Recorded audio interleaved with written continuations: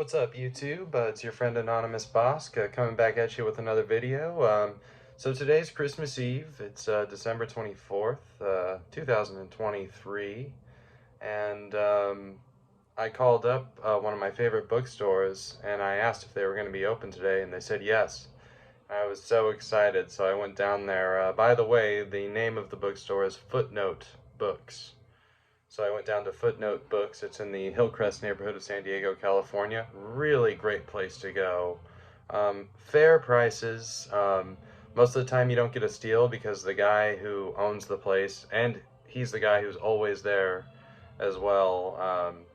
Him and I have spoken many times because ever since I started collecting books, I started going to Footnote because I used to be able to walk there. Now I moved.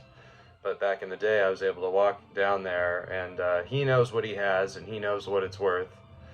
So you're going to get a fair price, guaranteed. So it's not like going to a Goodwill or going to a place where they don't know what they got. You know, this place, they know what they have, and it's valued accordingly. But since it's the holidays, and, you know, I was able to stumble on a few extra bucks, so I thought, hey, why not go down to the bookstore and do what I love doing, which is collecting and snooping around for books.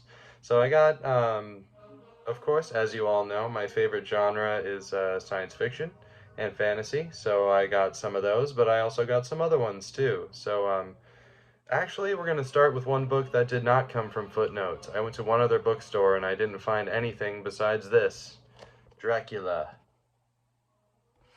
Bram Stoker's Dracula. I've been meaning to read this for a while, and when I saw this over there, it has 8 pages of photos from the magnificent new motion picture. Okay, this may be a movie tie-in type. This was first published in 1897, so it's a really old story up there with the H.G. Wells and, you know, back in the day, late 1800s. This is a Signet printing. It's the second print, and it's from the early 90s. And it's got a little bit of that coming up off of the front, kind of. Dracula. This is the only book today that did not come from Footnote. All the rest of these books came from Footnote books. Alright, moving right along. I got another one by our boy Mickey Spillane, The Big Kill.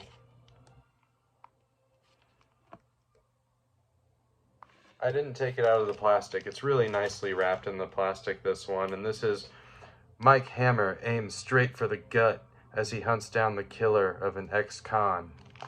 So Mike Hammer, I believe, is like the spy hero, kind of like the James Bond equivalent of that Mickey Spillane had. This is a Signet book. It looks pretty old. It says here it's from 1968. But the copyright for Big Kill is 1951, so it says here on the sticker, Mickey Spillane, The Big Kill.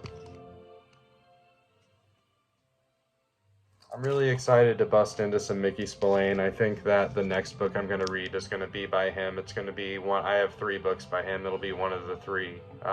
I'm really intrigued by him. He seems so, like, sleazy and scandalous, and I'm interested. I really want to read that, so that'll be my next book. The next one we got for you is a Western, Goodbye to Gunsmoke. It's a Dell book. Who wrote this one? Ralph Catlin. Ralph Catlin. Never heard of him. But I really love this cover, and Dell books are really cool, and this looked like an older one. Here goes the back. So, Goodbye to Gunsmoke. He had been a hunter of men, and the star he wore made any killing legal. But always there had been the dead men's eyes breaking his sleep, the instinctive bracing of his flesh. Each time he walked by a dark alley, the watching, the waiting, the suspicions, while the springs of decency inside him pinched down and ran dry.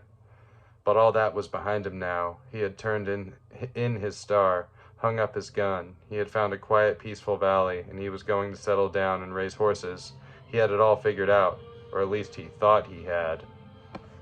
Ooh. Alright, so he's trying to retire. He'd said he was through with killing, but now there was no other way to live. Uh-oh. Goodbye Gunsmoke. This one's looking like maybe it's from, let's see, before I guess and get it completely wrong, 1955. Mm-hmm. 1955, it's an oldie.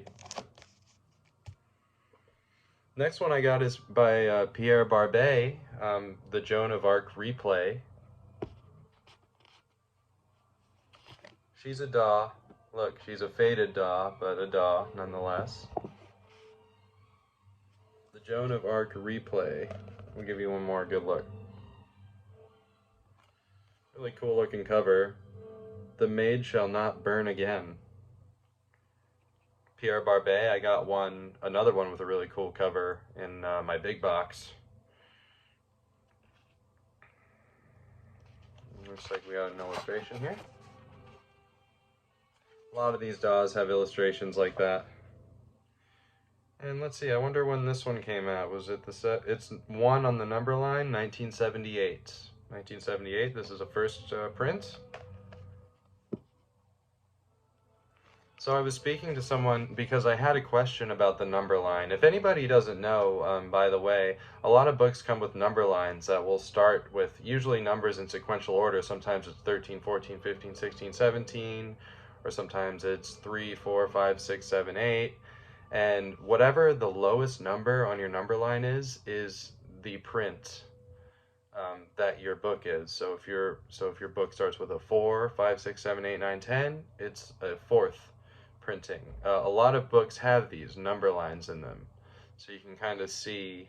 It'll say when the original printing. Well, sometimes it'll say when the original printing of that particular print of the book was, and then if you get a 1, that means it was the first printing. And I saw in a different video that 0 on the number line meant the real first. So I don't know, because a lot of book places will consider 1 on the number line the first. So I'm just going to go ahead and say that, because I have a lot of 1s on the number line, but not a lot of 0s. So I'm going to go ahead and say 1 is the first. All right, next one we got is The Nemesis of Evil by Lynn Carter.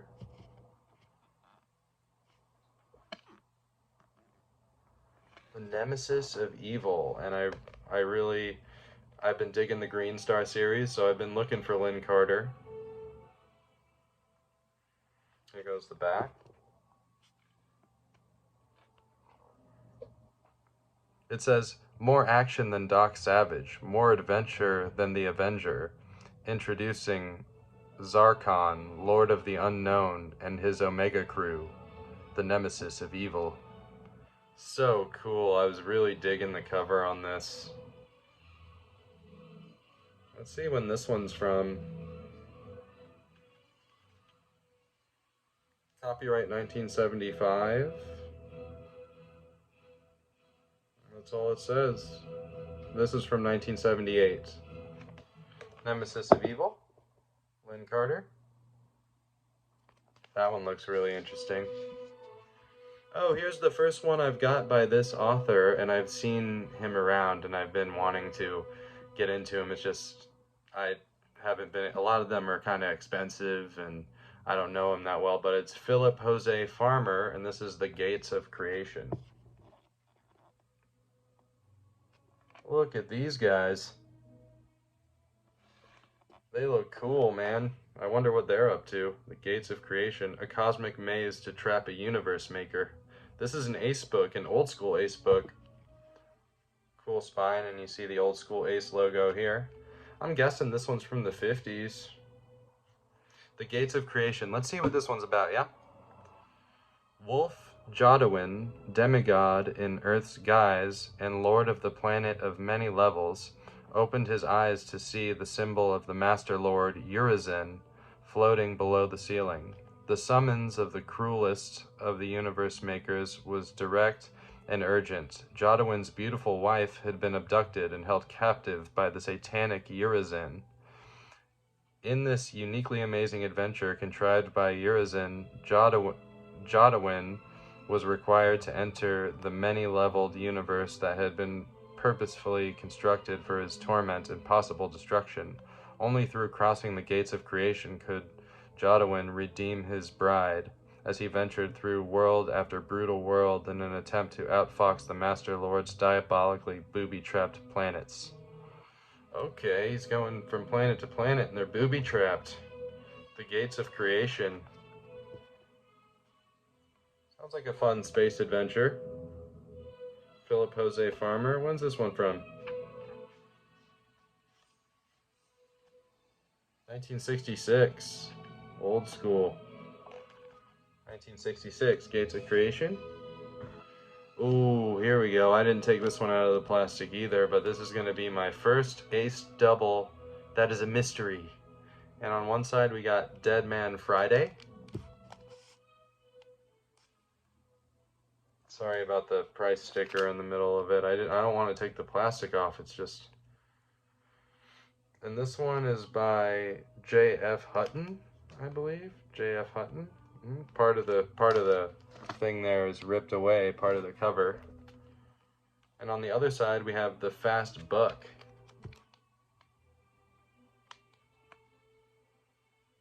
Really neat covers on this. This is from 1953. This one was cheap, only $5. The Fast Buck is by Ross Lawrence. Double your dough and die. There goes the spine. Really neat black and red kind of spines that you see on these ace double mysteries. Really cool. Fast Buck. Dead Man Friday. Okay, I got a couple of books by this author. The first one it's M.A. Foster. The first one I'm going to show you is The Morphodite. The Morphodite. Really neat cover on that. And this is a DAW book. That was what really attracted me to it when I saw it. This one's got a map, so maybe it's going to be fantasy-ish. 1981, it's got a 1 on the number line, it's an original. M.A. Foster, The Genetic Time Bomb Person is what it says underneath the Morphodite here. 1981, it's a first. And this one, which is probably M.A. Foster's most famous work, I've heard of it before, it's The Game Players of Zan.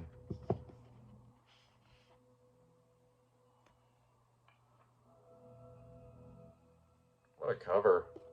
What a cover. This is a DAW book as well. A thick DAW book. A thick one. Let's see when this one's from. Got an illustration there. Some cloaked figures. Cloaked and hooded, almost looking like Grim Reapers. This is from 1977. This one has a 4 on the number line. So this one is the 4th. Printing, the first printing was April 1977. Game Players of Zan. M.A. Foster. Let me know in the comments if anybody has read M.A. Foster. I haven't read any of his stuff, or his or her. Sometimes I make that mistake. I don't know if M.A. Foster is a he or a she, but I haven't read any of their stuff. So let me know if it's any good. But it looked really interesting. DAW books. The next one I got for you is an ace book. It is Doomsday 1999 by Paul McIntyre. Excuse me. Doomsday 1999, Legacy for the Last Men. This is an ace book. It's got that old school ace logo up here. This is the type of stuff I look for, you know? Just the way that this spine looks. It looks old school. It's got the old school ace. Like, things like that is usually what I look for, what I'm interested in at the bookstore. There you go. Got an illustration there. Really cool with the title above it and everything. This is copyright 1962, and that's all it says. So I believe this is from 1962. It would make sense. It was 40 cents. Doomsday 1999. Here goes the back. Ooh, here we go. This is a Dell, and I believe it's a map back. It's Agatha Christie, The Mysterious Mr. Quinn. And here goes the back. It looks like a map to me. Here's where things are happening in the story. And I've seen some videos about the Dell map backs. Here goes the spine. The spine has seen better days. This is really cool though. 25 cents originally, and green stained pages. I mean, it's getting me. It's getting me, man. Oh, look at the inside of the... We've got like some keyhole kind of shapes on the inside. I mean, everything about this is so cool. Let me try to find the...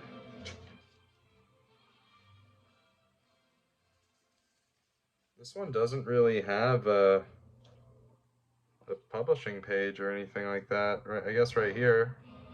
It doesn't say the year or anything though. Murder strikes and Mr. Quinn appears. Who is he? What is his strange power to make people suddenly turn detective? It's a Dell book, Agatha Christie, The Mysterious Mr. Quinn. That one was cool when I saw that. Okay, here we go. The next couple. I haven't read any yet, and I'm ashamed that I haven't because they're so cool looking. The next one I have is a Doc Savage for you guys. It's The Giggling Ghosts, Doc Savage. Kenneth Robeson is the author. This is a Bantam book. These are so cool. This one is 1971, but it was originally published in 1938 in Doc Savage magazine.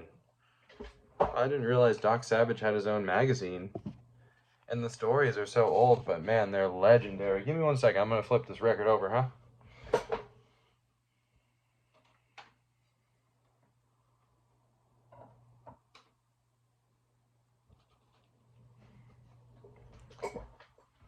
Okay, pardon the interruption.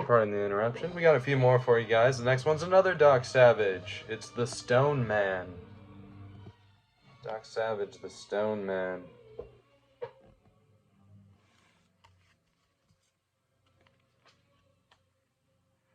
Let's see when this one came out. This was copyright 1939. And this edition came out in 1976. This one's got some wear on the cover. Still really cool, The Stone Man. Alright, and the last couple for you I got is by our good old friend Clifford D. Simak. As you guys know, I'm a big Simak fan. In fact, the cover of this one pretty much has Simak written all over it. There goes Simak right there. Here's what's going on in the back. Whatever kind of crazy space stuff that is. And this book is called All the Traps of Earth and Other Stories. So it's a Simak story compilation. Really nice purple stained pages here. There's the spine. Not great. Pretty creased. It was originally 50 cents. I love the purple stained pages. That's really cool. 1963, and the copyright for this is 1962. When this compilation came out, but these stories were written between 1950 and 1960. So all of them are written in the 50s. All the Traps of Earth, Clifford D. Simak. And the last one I got for you guys is Our Children's Children, Clifford D. Simak, Our Children's Children.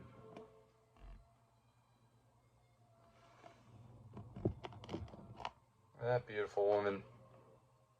And she's carrying a bunch of jewels, it looks like. Clifford D. Simak is hailed as the Nebula Grand Master on this. This is also a DAW. and let's see. Copyright 1974, and this is the first printing from Dawes 1983, and this one has a 3 on the number line. I'm back. Clifford D. Simak, Our Children's Children. Well, all right. That's everything I got on this year's Christmas Eve. Hope you guys are having a really great holiday season and having a very merry Christmas time. I know it's been great for me. I've just been kind of freelancing around all day and picked up some great books, and I had some coffee and ate some good food, and you know how it goes. But anyways, hope you guys are having a groovy time as well, and until the next one, keep it real. Peace.